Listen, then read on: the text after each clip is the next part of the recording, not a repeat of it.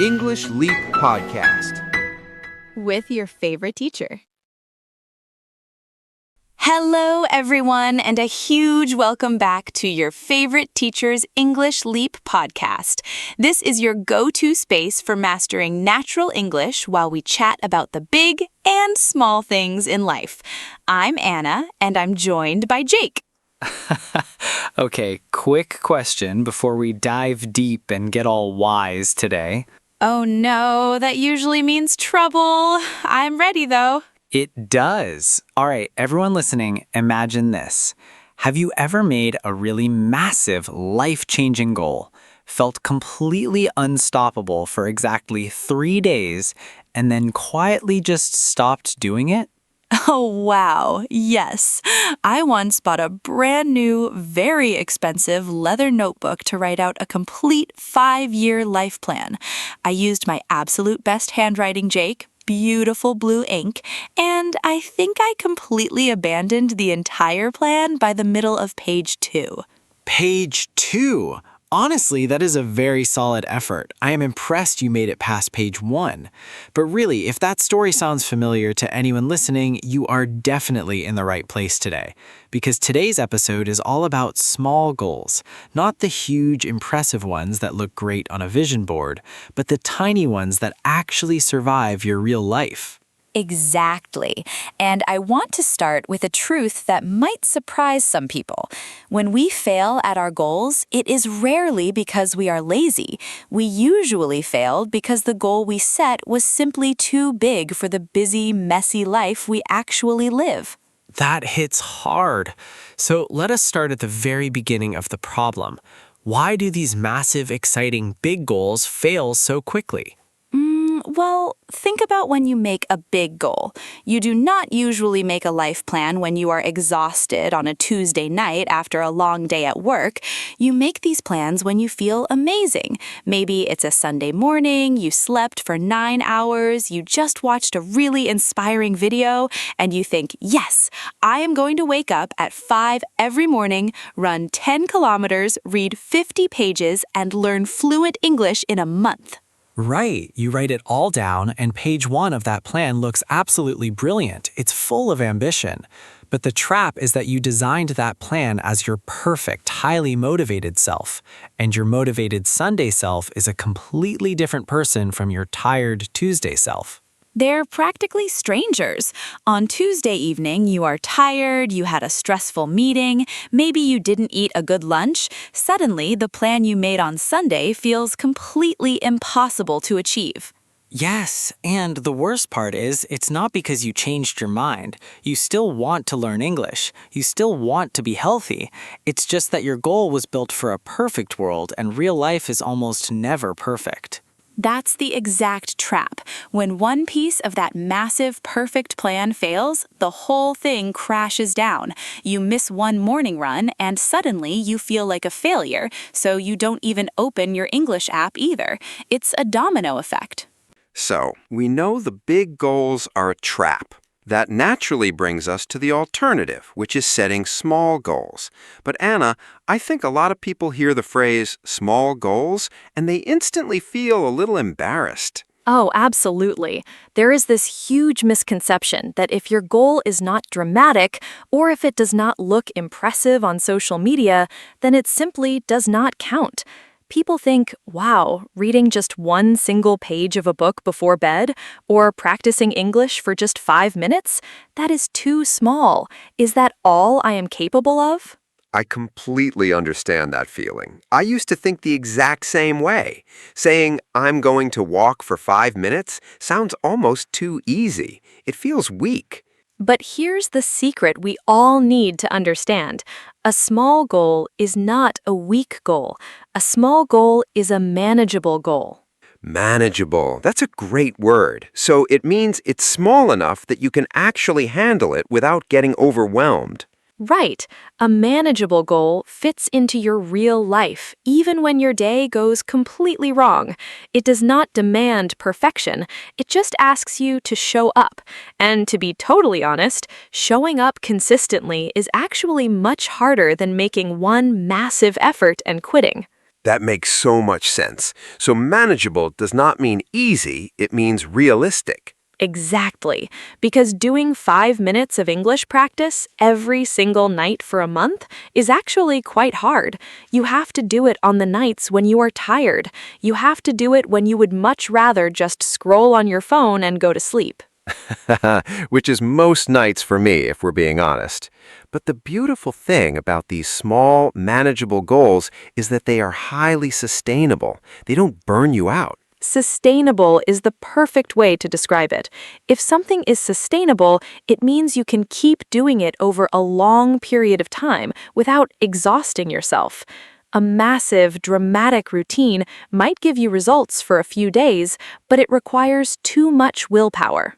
Yes, a tiny goal that you actually repeat every day for 6 months will always beat a huge goal that you abandoned after 3 days, every single time. People post the dramatic transformations online. Nobody posts a picture of themselves looking tired, opening an English learning app for 5 minutes before turning off the lamp. But that quiet, sustainable 5 minutes is exactly what creates the fluency they want. Okay, let us shift gears a bit because there is a psychological side to this that I find absolutely fascinating. It is about what happens in your brain when you fail a goal versus when you achieve one. Yes, this is so important. Every single time you make a big promise to yourself, like saying you will study for 2 hours, and then you do not do it, you damage something called self-trust. Self-trust, so literally trusting your own word, believing that when you tell yourself you are going to do something, you will actually follow through and do it. Exactly. And self-trust is quietly the most important factor in learning anything. Because if you have broken 50 promises to yourself in the past, your brain remembers that.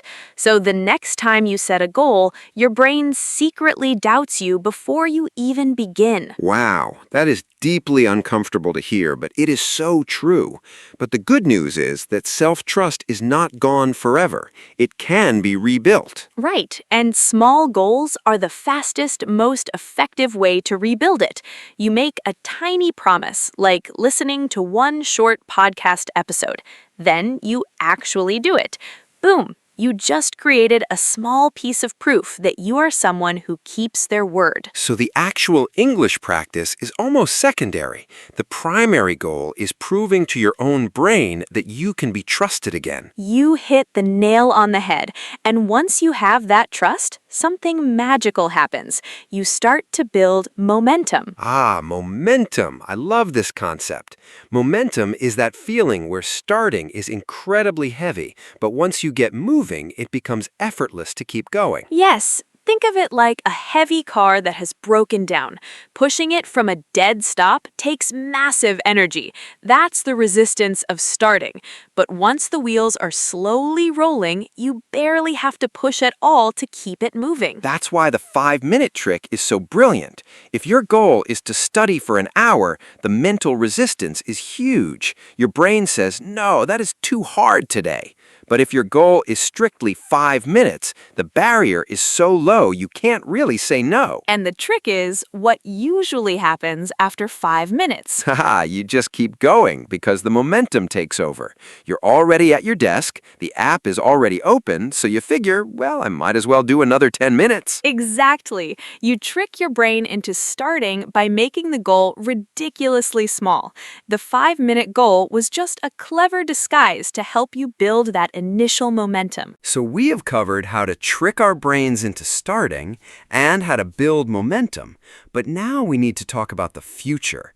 What happens when we keep doing these tiny actions over a long period of time? This is where we talk about the long game, because small actions do not just add together. They compound. Compound, like compound interest in a bank account, where your money earns interest, and then that new interest earns even more interest, so the growth curves upward incredibly fast. Exactly like that.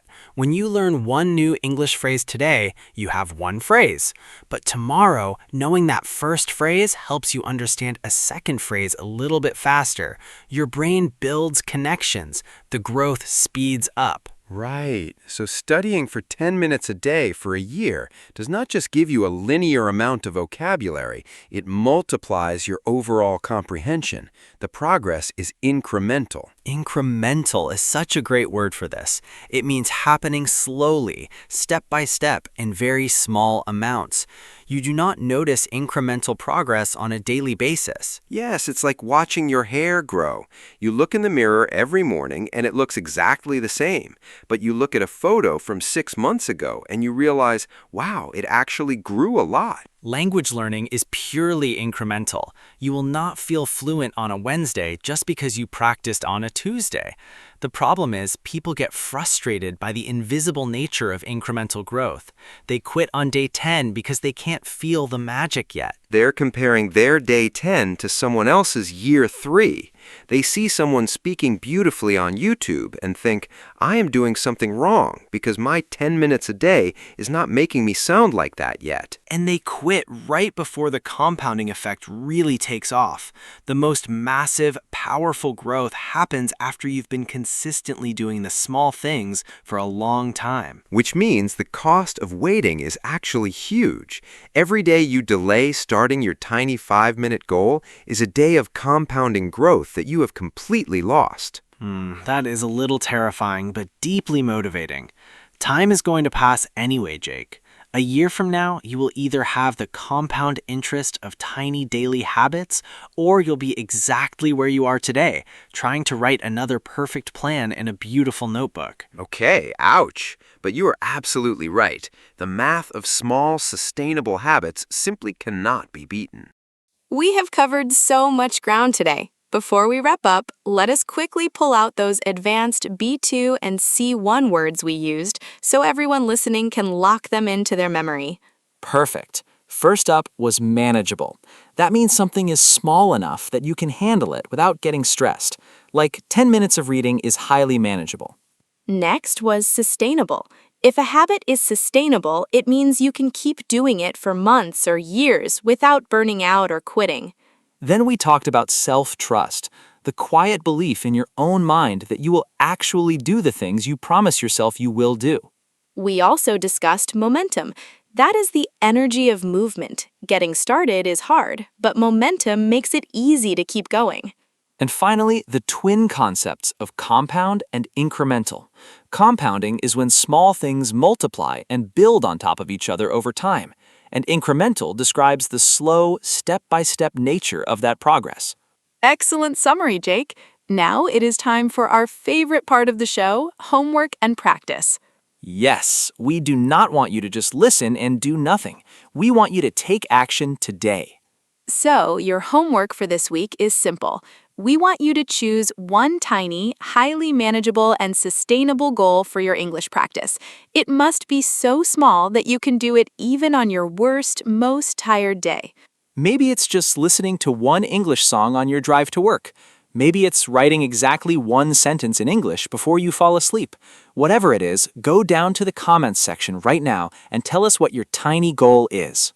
By writing it in the comments, you are making a small promise, and doing it tomorrow will be your first step in rebuilding your self-trust and gaining that beautiful momentum. We read all the comments, and we cannot wait to see what small steps you are going to take. If this podcast helped you today, please do us a huge favor and hit the subscribe button, leave a like, and share it with someone who needs a little encouragement. Thank you so much for spending your time with us today. Keep your goals small and your momentum building. I'm Anna, and this is Jake, and you have been listening to your favorite teacher's English Leap podcast. See you in the next episode.